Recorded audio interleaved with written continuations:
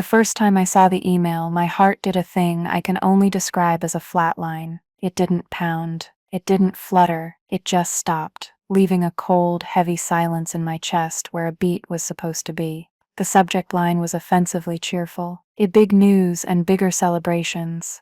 Big news and bigger celebrations. It screamed in the company's proprietary sans serif font. I knew, even before I clicked, that this was it. This was the moment that would draw a line in the timeline of my life, separating everything that came before from the quiet, calculating fury that would come after. My name is Colette. If you looked me up in the agency directory back then, you would have found a small, professionally taken headshot next to the title Junior Graphic Designer. It was a title that felt like a cage. For 2 years, I had been the engine humming quietly in the back of the studio, the one who turned vague client whims and Julian's nonsensical whiteboard scribbles into award-worthy campaigns. Julian was our creative director. He had a great haircut, a firm handshake, and a voice that could sell sand in a desert. He also had a remarkable talent for spotting my best work, marinating in it for a day, and then presenting it in a meeting as a thunderclap of his own divine inspiration. This time was different. This wasn't just a stolen concept for a social media tile or a clever logo he'd claimed. This was the Aura campaign. It was for Valerius, our biggest, most prestigious client, a legacy brand in the world of high perfumery. They were notoriously difficult, but I had understood them. I had spent sleepless weeks breathing their brand history, sketching until my fingers were stained with graphite, and building a visual language for them that was more than just a marketing strategy. It was a soul. The campaign was my baby, born from scratch in the quiet hours between midnight and 4 a.m., fueled by stale coffee and an obsessive need to get it perfect. I had designed everything. The ethereal logo, the hauntingly beautiful packaging, the entire digital experience. Julian's only contribution was to look at my final presentation, nod slowly, and say, "Good, just one thing. Nudge that tagline 2 pixels to the left." 2 pixels. That was the extent of his creative input. The email loaded. There was a picture of Julian grinning, holding the industry's most coveted award, the Golden Pinnacle. The light glinted off the polished gold, and it looked like a weapon. The headline read, "Julian Vance leads agency to Golden Pinnacle, win for groundbreaking Aura campaign." Leads. The word twisted in my gut. He hadn't led. He had followed me into my own mind, picked the ripest fruit, and walked out to thunderous applause. I read the internal memo, a gushing tribute to Julian's vision and unwavering creative leadership. My name wasn't mentioned, not once, not even in the list of team members who supported the project. I was not a person. I was support.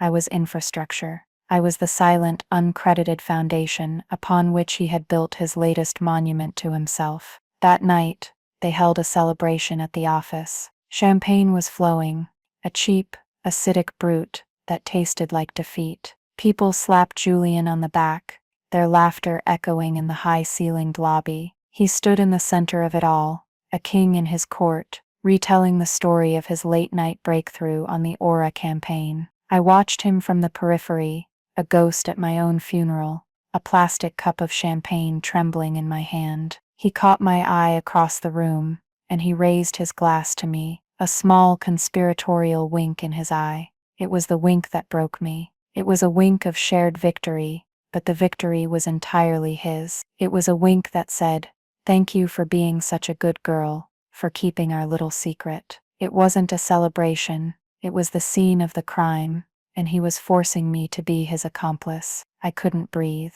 I turned and walked out of the party, the sound of his name being toasted, following me down the hall. I didn't stop at my desk. I didn't get my coat. I walked straight out of the building and into the cold night air, the thin fabric of my work dress, doing nothing to stop the chill that had already settled deep in my bones. It was a long walk back to my tiny apartment, and on that walk, a new idea began to form. It wasn't about revenge. I told myself that over and over. It wasn't about destroying Julian. It was about creating something. It was about finding a place where my work, my real work, could finally see the light of day. a place for all the beautiful things that had been relegated to the darkness. I would call it the cutting room floor, and it would change everything. If you've ever poured your soul into something, only to watch someone else sign their name to it, then you know the specific kind of silence I'm talking about. It's the silence that comes after a theft. Let me know in the comments if you've ever been there, because it helps to know I'm not just screaming into the void. And please, subscribe to this channel. You're going to want to hear the rest of this story. The walk home felt like wading through water. Each step was a conscious effort, a fight against the crushing weight of my own invisibility. My apartment, usually a sanctuary of soft light and organized chaos, felt like a tomb. My sketchbooks were stacked on the coffee table, silent witnesses. My laptop sat closed on the desk, a black mirror, reflecting a pale, hollowed-out version of my own face. This was my low point, the private breakdown that no one at the office would ever see. The professional mask I wore so carefully had cracked, and now, alone in the quiet of my living room, it crumbled to dust. I sank onto the floor, my back against the couch, and I let the tears come. They weren't loud, hiccuping sobs. They were silent, hot tears of pure, undiluted rage. Rage at Julian, of course, but also a deeper, more painful rage at myself. Why had I let it happen? Why had I been so naive? The questions echoed in the empty room, and the answers came flooding back in a torrent of memories. Each one, a small cut, a minor betrayal that had paved the way for this grand larceny. My mind rewound 2 years, to my first day at the agency. I was bright-eyed and desperate to impress, a bundle of raw talent and nervous energy. Julian had seemed like a god.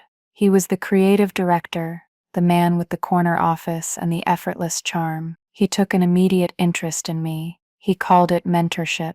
He would invite me into his office, this glass box that overlooked the entire studio, and he would say, "Tell me what you're thinking, Colette." No bad ideas in a brainstorm, so I would talk. I would open up my sketchbook and let the ideas pour out. I was so eager for his validation, so hungry for his approval, that I gave him everything. I'd show him a nascent concept for a small fintech client, a simple logo idea. I'd sketch it out on his whiteboard, explaining the logic, the visual puns, the way the negative space could be used. He would nod slowly, his face a mask of intense concentration. He'd say things like, "Interesting, very interesting. You've got a good foundation here, Colette. Let me chew on this. Let me see if I can elevate it." And then, a week later, in the big client presentation, I would watch as he unveiled his concept. It would be my idea,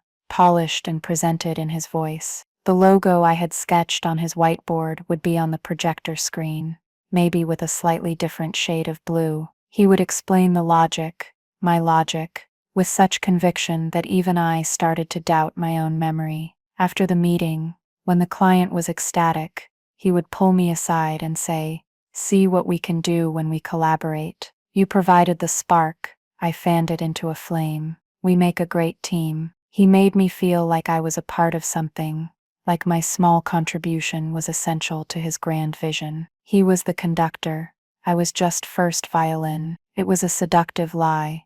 It was debatable, even to me now, why I accepted it for so long. Part of it was fear. I was a junior designer in a competitive industry. He was my boss. To challenge him would have been professional suicide. But another part, a larger part, was a deeply ingrained sense of misplaced loyalty. I believed in the work. I thought that if I just kept my head down and produced brilliant designs, eventually, my talent would be undeniable. Eventually, he would have to give me the credit I deserved. It was a fool's hope. He wasn't building me up. He was hollowing me out, scooping out my insides and leaving a presentable shell. I remembered the mid-century modern campaign for a furniture company. I had based the entire visual identity on the lesser-known work of a forgotten female textile designer from the 1950s. It was a deep cut, a piece of design history that I had unearthed after weeks of research in dusty library archives. Julian had initially dismissed the idea as too academic and not commercial enough. 2 days later, He presented my mood board to the client as a bold new direction he'd been developing. He even used my research notes, passing off my historical insights as his own. That was the first time Lena noticed. Lena was a junior copywriter, sharp and cynical, with a highly tuned detector for corporate nonsense. She sat next to me in the open plan office. After that meeting, she had rolled her chair over to my desk. She didn't say anything. She just looked at the textbook on my desk about mid-century textile artists, then looked at me and raised an eyebrow. It was a small gesture, but it was everything. It was the first crack in the gaslighting. It was a silent acknowledgement that I wasn't crazy. I wasn't misremembering. This was really happening. From that day on, Lena became my silent ally.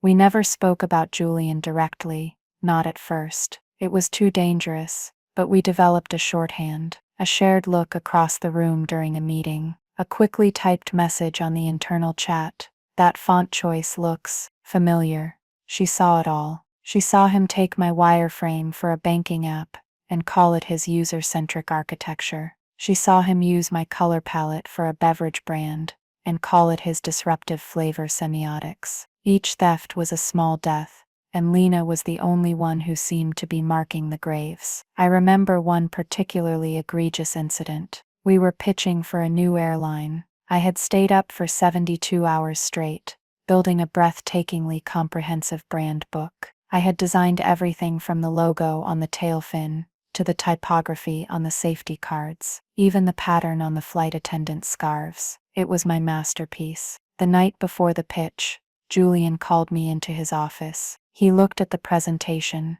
a 150-page document of pure, unadulterated Colette. He nodded, a slow, predatory smile spreading across his face. "Excellent work," he said. "Really solid support. Get a good night's sleep. I'll take it from here." The next morning, I found out I wasn't even invited to the pitch. Lena told me he had presented the entire thing by himself. When he came back to the office, flushed with success, he walked past my desk and dropped a file on it. It was my presentation, but with a new cover page. It said, "Aerodynamic Branding, a Vision by Julian Vance." My name was gone, erased. In its place, he had scrawled a note in red pen. "Great backup, C. Couldn't have done it without you." The condescension was a physical blow.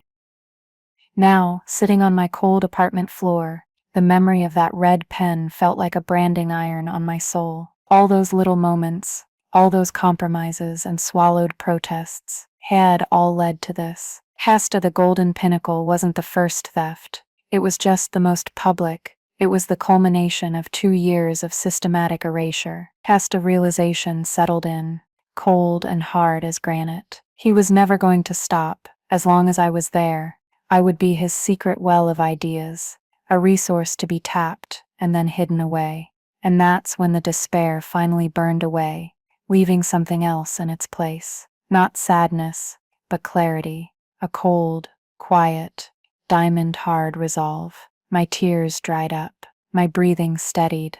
I stood up, walked over to my desk, and opened my laptop. The hum of the machine was the only sound in the room.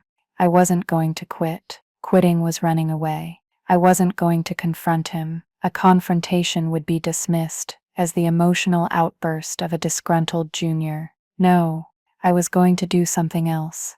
I was going to build a case, not a legal case, but a creative one. A portfolio of the damned, an archive of the erased. It wasn't about revenge, I told myself again, the phrase becoming a mantra, a shield. It was about justice. It was about creating a record, a place where the truth could live, even if it had to live in the shadows. I opened a new browser window, one that wasn't logged into any of my personal accounts. I typed "how to start an anonymous blog" into the search bar. The seed of the cutting room floor had been planted in the anger of my walk home, but here, in the cold ashes of my despair, it began to germinate. The winter in my bones was beginning to thaw, replaced by a slow-burning fire. I was done being a ghost. It was time to learn how to haunt. The decision to create the cutting room floor was like flipping a switch in a dark room. The amorphous fog of hurt and anger solidified into a single sharp point of focus. This was no longer an emotional reaction. It was a project. It had a brief, it had a target audience, and it had a desired outcome. The fact that the outcome was the slow, systematic dismantling of my creative director's reputation was a detail I chose to file under collateral benefits. My first step was security. I wasn't a hacker, but I was a meticulous designer, and I approached my anonymity with the same precision I applied to a brand guideline. I downloaded a VPN, routing my internet traffic through a server in Estonia. I created a new sterile email address, archivist77@protonmail.com, a name with no personality, no flair, nothing that could be traced back to the girl who always doodled flowers on her meeting notes. This was my first act of separation. Colette, the junior designer, was one person, and the archivist, the curator of the cutting room floor, was someone else entirely. The archivist was precise, detached, and invisible. Next came the platform itself. I chose a minimalist blogging host, one known for its clean interface and respect for privacy. I spent an entire weekend designing the site. The irony was not lost on me. I was using the very skills Julian exploited to build the weapon that would be used against him. The design was stark, almost brutalist, a black background, a single, elegant, sans serif font for the text. There were no ads, no social media share buttons, no comment sections. I didn't want noise. I didn't want debate. I wanted the work to stand on its own, like artifacts in a silent museum. The name, the cutting room floor, was centered at the top of the page in a crisp white. Below it, a simple one-sentence mission statement, a portfolio of ideas that were killed, concepts that were cut, and designs that were destined for the cutting room floor. Here, they can exist. The language was deliberate. Killed, cut.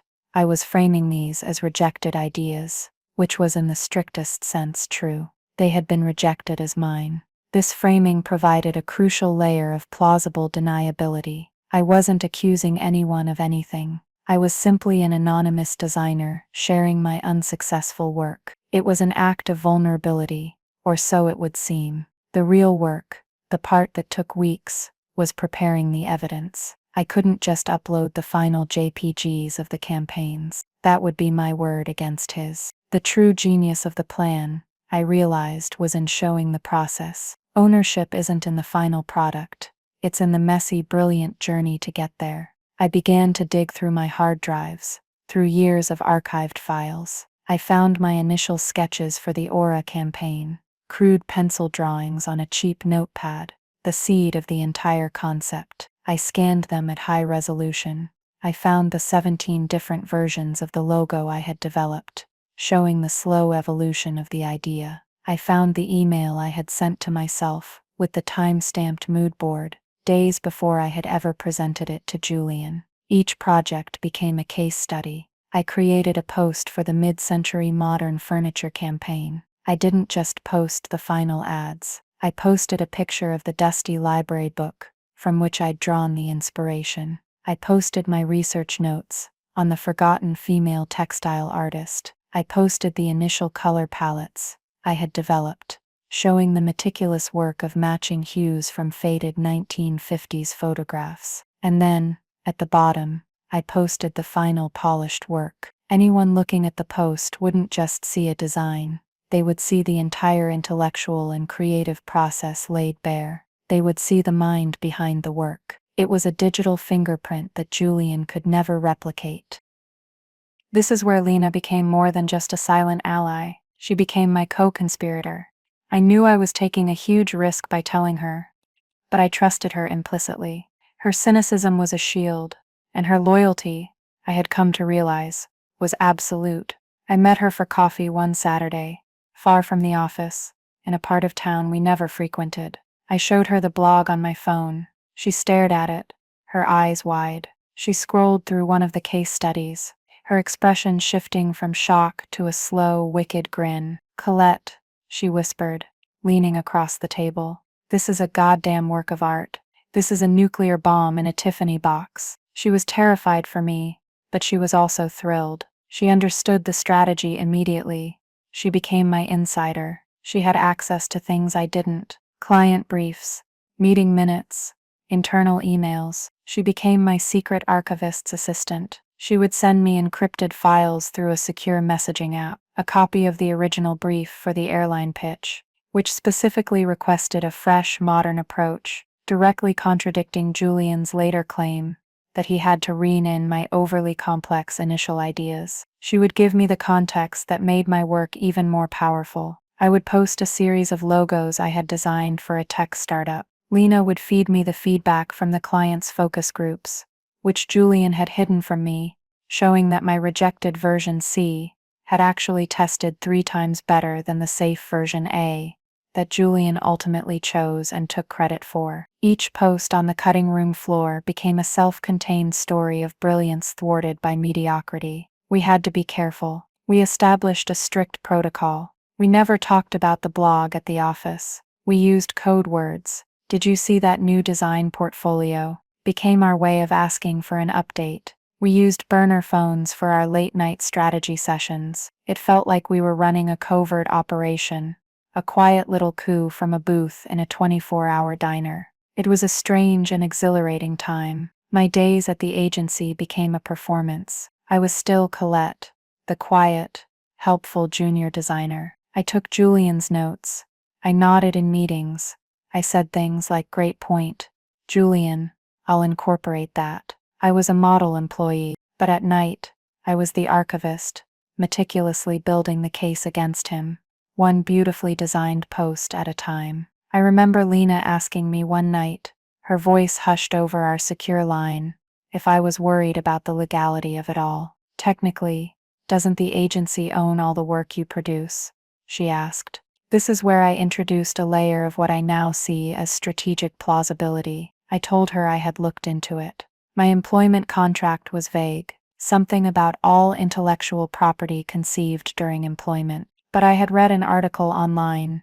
This was a deliberate, plausible inaccuracy I was planting, about how portfolio rights were a gray area, and that as long as the work was presented as speculative or rejected, it was generally considered acceptable for personal use. I might have mentioned that a friend of my cousin's who was a paralegal said it was probably fine. It wasn't true, not entirely, but it was believable enough to assuage Lena's fears, and more importantly, to create a debatable point. If this ever came out, it wouldn't be a clear-cut case of IP theft. It would be a messy, arguable dispute about a junior designer's rights. This ambiguity was another layer of my armor. The final piece of the plan was the most important. I saved the Aura campaign for last. It was my magnum opus, and its reveal had to be perfect. For weeks I let the blog build a following with the smaller, but no less brilliant, projects. I was building a reputation for the anonymous archivist as a designer with a unique, powerful voice. I was seeding the ground. When the time was right, I would drop the Aura campaign. Not just the final visuals, but everything. The sketches, the wireframes, the typography studies, the packaging prototypes. I would post the entire soul of the project that had just won Julian the Golden Pinnacle. I didn't know exactly what would happen then, but I knew it would be a reckoning. It was a ticking clock, and every post I made was 1 second closer to detonation. The fear was still there, a low hum beneath the surface, but it was overshadowed by a profound sense of control. For the first time in 2 years, I wasn't the victim of Julian's narrative. I was the author of my own. The day I decided to launch the cutting room floor was a quiet Tuesday. There was no fanfare, no dramatic moment. After weeks of meticulous preparation, of building the site and curating the content, the final step felt almost anticlimactic. I sat at my desk after work, the office slowly emptying out around me, the glow of my monitor painting my face in the dim light. I opened my anonymous browser, logged into my anonymous account, and hit publish on the first 5 case studies. Then I took the link, and under the pseudonym Archivist77, I posted it in 3 places: a highly respected but notoriously insular design forum in Germany, a subreddit for professional branding specialists, and the comments section of an interview with a legendary and famously cantankerous design theorist. I didn't ask for feedback. I didn't promote it. I just left the link, a single line of text, a collection of rejected work. Then I closed the laptop and went home. For 2 days, there was silence. I checked my anonymous email compulsively. Nothing. I visited the site statistics page. A few dozen hits, mostly from the IP addresses of the forums I'd posted in. A knot of doubt began to tighten in my stomach. What if I had been wrong? What if the work wasn't as good as I thought? What if I had built this elaborate, beautiful weapon, and no one was ever going to see it? Lena could feel my anxiety. She'd send me little messages. Patience. Grasshopper. The third day was a Thursday. I was in a mind-numbing internal review meeting for a new brand of yogurt. Julian was pontificating about authentic consumer engagement while scribbling meaningless circles on the whiteboard. My phone, which I had on silent in my lap, buzzed. It was a Google alert I had set for the phrase "the cutting room floor." I glanced down, my heart lurching. The alert was for a new tweet. It was from Massimo Viridian. For those outside the design world, Massimo Viridian is basically the Pope. He's a design critic and curator with a reputation for savage honesty and an eye that could spot a misaligned pixel from 100 yards. His approval could launch a career. His disdain could end one. The tweet was simple. It said, "I have no idea who is behind the cutting room floor blog, but it is the most exciting, raw, and criminally overlooked portfolio I have seen in a decade. A generational talent is being wasted somewhere. Find them." That was the spark. The internet did the rest. Within an hour, the tweet had thousands of retweets. The link was everywhere. It was on every design blog, in every Slack channel, on every LinkedIn feed. The site's traffic, which had been a trickle, became a tidal wave. The server nearly crashed. I sat at my desk, trying to look engrossed in Julian's yogurt monologue, while secretly watching a real-time analytics map light up the globe. London, Tokyo, New York, São Paulo. My silent museum was suddenly the hottest exhibition in the world. Lena was watching it too. I could see her screen from the corner of my eye. She caught my gaze and gave me a tiny, almost imperceptible nod. Her face was a mask of professional calm, but her eyes were dancing. The buzz became the dominant topic of conversation at the agency by lunchtime. People were gathered around monitors, scrolling through the site. The whispers were everywhere. "Have you seen this? Who is this person?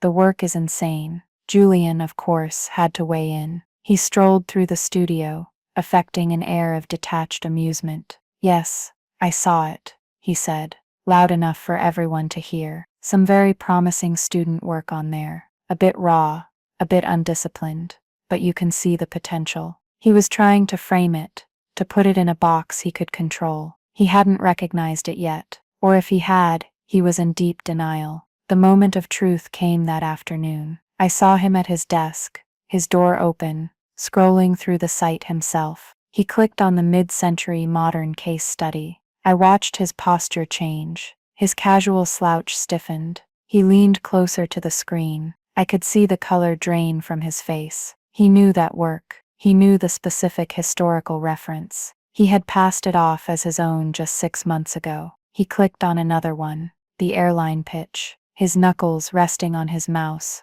went white. The panic began to set in, a quiet, creeping thing. He started walking around the studio, asking strange, overly casual questions. "Hey Colette, have you seen this blog everyone's talking about? What do you think?" I gave him a non-committal shrug. "It's nice," I said, my voice deliberately flat. "Very clean." He started asking the other designers if they had any personal projects they were working on. He was fishing, clumsily trying to find the source of the leak. The paranoia was radiating off him in waves. He was a man who had built his kingdom on secrets, and now a secret was threatening to burn it all down. Lena, my invaluable spy, overheard him on a call with one of the partners. He was trying to downplay it. "It's just a coincidence," he was saying, his voice a little too high. "There are only so many ideas in the world. This person, whoever they are, is clearly just thinking along the same lines as our studio.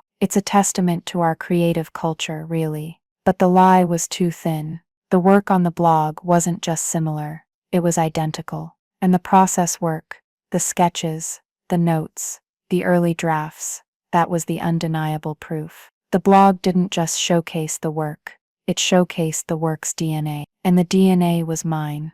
The silent takeover was in motion. I hadn't said a word. I hadn't made a single accusation. I had simply held up a mirror, and the entire industry was forcing Julian to look at his own reflection. He was trapped. He couldn't deny the quality of the work on the blog.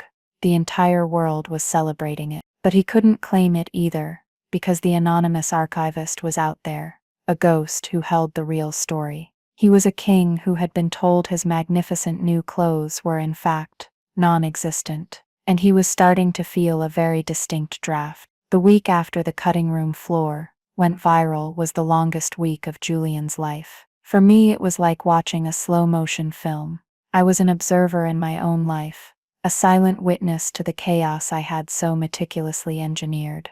The agency was buzzing with a nervous energy. The blog was the ghost at the feast, an invisible presence in every meeting. Julian's panic had escalated from a quiet hum to a deafening roar, at least to those of us who knew what to look for. He became erratic, his usual smooth charisma replaced by a brittle, defensive edge. He would lash out at junior staff for minor mistakes. His confidence, once his greatest asset, had become a transparently false bravado. The power shift began subtly. A few smaller clients, the ones who were more design-savvy, started asking questions in their weekly check-in calls. We saw that incredible blog, the cutting room floor, one might say. The work has a certain sensibility. It reminds us of the initial concepts you pitched us. Are you guys collaborating with them? Julian would bluster his way through an answer, something about shared industry aesthetics and the collective unconscious. His answers grew more and more convoluted. He was tap dancing in a minefield. But the real earthquake came from Valerius. They were the biggest client, the crown jewel. Their Aura campaign was the very project that had won Julian his golden pinnacle and had served as the catalyst for my rebellion. I had waited, saving the Aura case study for the perfect moment. After a week of letting the blog's reputation solidify, I uploaded it. It was the most comprehensive post on the site. I included my initial napkin sketches, my audio notes talking through the concept, the dozens of iterations, and the final, breathtaking designs that were now plastered on billboards and in magazines around the world. The post was titled simply, Case Study 007, The Scent of Light. It didn't take long for Valerius to see it. The email arrived on a Friday morning. It was addressed directly to Julian and the agency's managing partner, but Lena, whose job included sorting the partner's inbox, saw it first. She sent me a screenshot via our secure channel with a one-word message, checkmate. The email was from Marcus Thorne, the global head of marketing for Valerius. He was a legend in the industry, sharp, decisive, and allergic to corporate platitudes. His email was short and brutally to the point. Julian, it began, with no pleasantries. We are all great admirers of the work being displayed on the cutting room floor. The mind behind that portfolio is precisely what we need for our next global initiative, a project with a budget that will dwarf the Aura campaign. We want to hire them, find this person, and bring them to us. Your agency's future relationship with Valerius depends on it. The demand was an ultimatum, wrapped in a multi-million-dollar opportunity. It was a masterstroke of unintentional genius on Marcus Thorne's part. He had no idea he was handing me the keys to the kingdom. He just saw brilliant work and wanted it for himself. The email sent the agency's leadership into a full-blown panic. An emergency meeting was called. Julian was in the glass-walled conference room with the partners for hours. Lena, walking past, could hear the raised voices. Julian was cornered, and he was lashing out. He tried to claim it was a disgruntled former employee. He tried to suggest it was a sophisticated smear campaign from a rival agency. But the evidence was on the blog, for the world to see. The work was too good, too specific. His desperate countermove came that afternoon. He called me into his office. It was the first time we had been alone since the Pinnacle Award. He closed the door. The air was thick with his desperation. He tried to smile, but it was a grimace. "Colette," he said, his voice slick with false sincerity. "We have a situation, a very delicate situation with Valerius." He gestured to his screen, where the blog was open. "This is causing some waves. Now I know a lot of the work on here feels familiar. That's because a good idea is like a seed, and we've been cultivating a very fertile garden here. A lot of your initial sparks are reflected in some of these concepts." He was still doing it, still trying to frame my work as a mere spark to his fire. "Valerius is insisting on meeting this anonymous designer," he continued, pacing behind his desk. "It's an absurd demand, but they're a crucial client. We can't lose them." He stopped and looked at me, his eyes pleading. "I need your help, Colette. You're my best designer. I want you to lead the internal team that will recreate this style for the new Valerius pitch. We'll tell them the anonymous blogger was inspired by our studio's work, and that you are the one who can best capture that essence. I can offer you a senior designer title, a significant pay raise. This is a huge opportunity for you." I just stared at him. The audacity was breathtaking. He wasn't offering me credit. He was offering me a promotion to become a better, more official forger of my own work. He was asking me to help him perpetuate the lie, to help him claim ownership of the anonymous archivist so he could land the next big account. He wasn't just a thief. He was trying to recruit me to be the getaway driver for the robbery of my own soul. This was the moment the power truly shifted. I could see the fear behind his eyes. He didn't know for sure that I was the archivist, but he must have suspected. He was testing me, trying to see if I would take the bait, if I could be bought off with a title and some money. He was hoping my loyalty, or my fear, was still stronger than my integrity. I didn't say yes. I didn't say no. I just looked at him, my expression unreadable. I let the silence hang in the air, heavy and uncomfortable. For the first time, he was the one squirming. He was the one who needed something from me. "Let me think about it, Julian," I said, my voice perfectly calm. "It's a big decision." I stood up and walked out of his office, leaving him alone with his panic. The power hadn't just shifted, the entire board had been flipped. He thought he was offering me a deal. He had no idea he was begging for his survival, and I was in no mood to be merciful. The final meeting was scheduled for the following Wednesday. Hey Dave, Valerius wanted an update. Marcus Thorne himself would be on the video call, along with his senior team.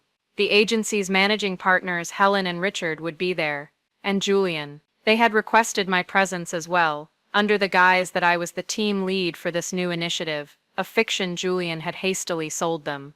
I was the lamb being led to a slaughter of my own design. The air in the main conference room was thick with a toxic mix of fear and stale coffee. Helen and Richard, the partners, looked like they had aged a decade in a week. They had the grim, tight-lipped expressions of people about to take a massive financial hit. Julian was a mess. His usually perfect hair was slightly askew. He was fidgeting with a pen, clicking it over and over, a tiny percussive rhythm of pure anxiety. He avoided my gaze. He had spent the last few days trying to get an answer from me about his offer, but I had remained politely non-committal. His desperation had grown with every unanswered email. The video call screen flickered to life. Marcus Thorne's face appeared, sharp and impatient. He was flanked by two other executives. "Helen, Richard, Julian," he said, his voice crisp. "Let's not waste time. Have you found the artist behind the cutting room floor?" Helen cleared her throat.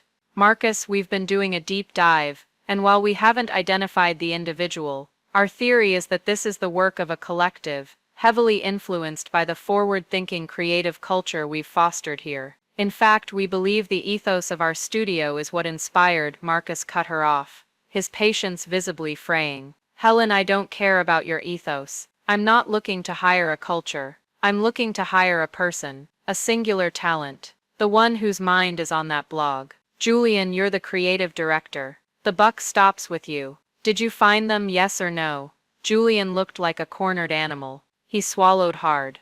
"Marcus, we have not been able to make contact. We believe they wish to remain anonymous." "Then you are of no use to us," Marcus said flatly. "If you cannot produce the talent, we cannot entrust you with this campaign. It's that simple." A heavy silence fell over the room. This was it. The moment I had been building towards. Every late night, every line of code, every carefully curated post had led to this exact point of impact. It wasn't about revenge, I told myself one last time, the mantra a quiet hum in my mind. It was about reclamation. I took a breath. My voice, when I spoke, was quiet but carried across the silent room. I can help you with that. Every head in the room snapped towards me. Julian's face went ashen. Marcus Thorne leaned into his camera. And you are? My name is Colette, I said, my voice steady. I'm a junior graphic designer here, and I am the person behind the cutting room floor. A collective gasp went through the room. Helen and Richard stared at me, their mouths agape. Julian looked like he had been physically struck. Before anyone could speak, I reached into my bag and pulled out my personal laptop. I opened it and turned it to face the camera. I understand if you're skeptical, I said to Marcus. I clicked open a folder. Here are the original, time-stamped project files for the Aura campaign. The creation date is October 14th. I believe Julian's first briefing on the project was in November. I clicked again. Here are the 17 versions of the logo. Here are my preliminary sketches, scanned from my notebook. And here I opened an audio file, is a voice note to myself, from October 12th, where I talk through the core concept. I pressed play, and my own voice filled the silent room, describing the idea of the scent of light. It was irrefutable. It was a masterclass in creative forensics. The digital breadcrumbs all led back to me. I closed the laptop.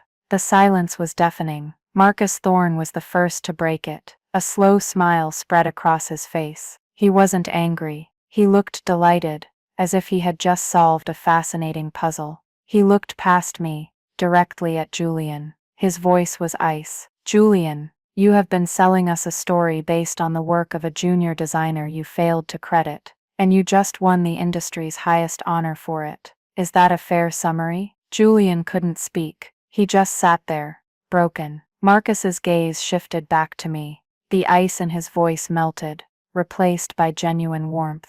Colette, he said, the offer stands. But not with this agency, with you. We want to fund your own studio. You and whomever you choose to bring with you. We'll be your first client. Consider the Valerius Global campaign your first project. And just like that, it was over. The new reality clicked into place. In that single moment, I went from an invisible junior to the founder of a funded creative agency. I stood up. I looked at Helen and Richard, who were still in shock.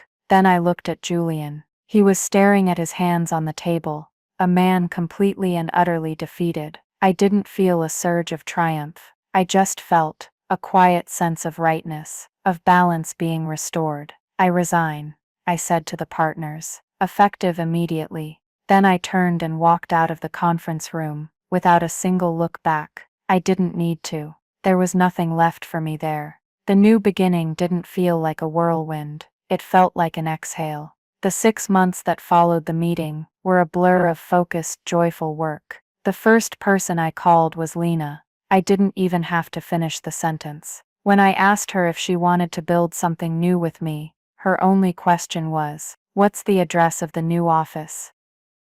We didn't get a flashy downtown loft. We found a small, sun-drenched studio space in a quieter part of the city, with old wooden floors and huge windows that let the light pour in.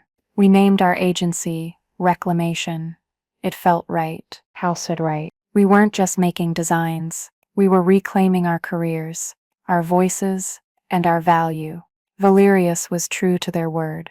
They were our first, and for a while, our only client. The multi-million-dollar campaign they had promised became our sole focus. It was the most challenging and rewarding work of my life. I was no longer just a designer. I was a founder, a creative director, my own creative director, and a business owner. The news of what happened at my old agency came to us in bits and pieces. Julian was fired the same day I resigned. The public story was that he was leaving to pursue other opportunities, the classic corporate euphemism for being thrown out on your ear. The agency lost the Valerius account, a catastrophic financial and reputational blow from which they struggled to recover. A few other talented designers, tired of the toxic culture Julian had fostered, left shortly after we did. Some of them even came to work with us at Reclamation. We were building a new kind of agency, one built on transparency, collaboration,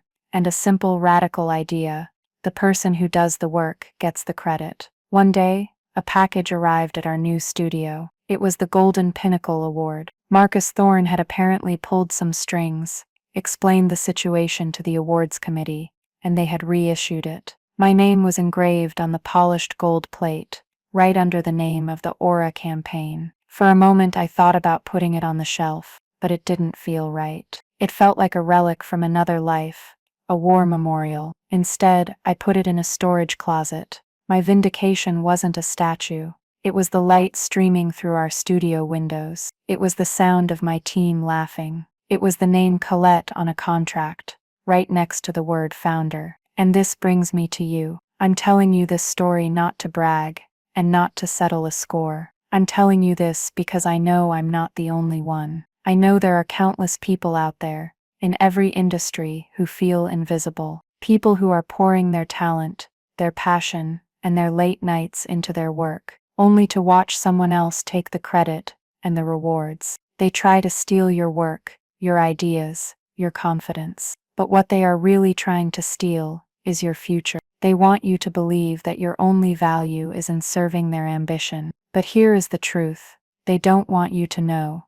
Your value is not determined by their recognition. Your worth is not in their hands. It's in yours. It's in the work you create, the skills you master, and the integrity you maintain. Sometimes the only way to win is to stop playing their game. Stop waiting for them to give you a seat at the table, and go build your own damn table. Build it stronger, build it better, and build it in the sun. It was never about revenge for me. It was about reclamation. It was about taking back my own story. So if you're out there feeling like a ghost in your own career, remember this: your work has a voice, your talent has weight, and you have more power than you think. Don't let anyone put your brilliance on their cutting room floor. If this story resonated with you, if you've ever felt overlooked or underestimated, please hit that like button. It tells me that these stories matter. Leave a comment below and share your own experience, because our collective stories are our strength. Share this video with someone who might need to hear it today, and most importantly, hit that subscribe button and the notification bell so you don't miss the next story. Thank you for listening.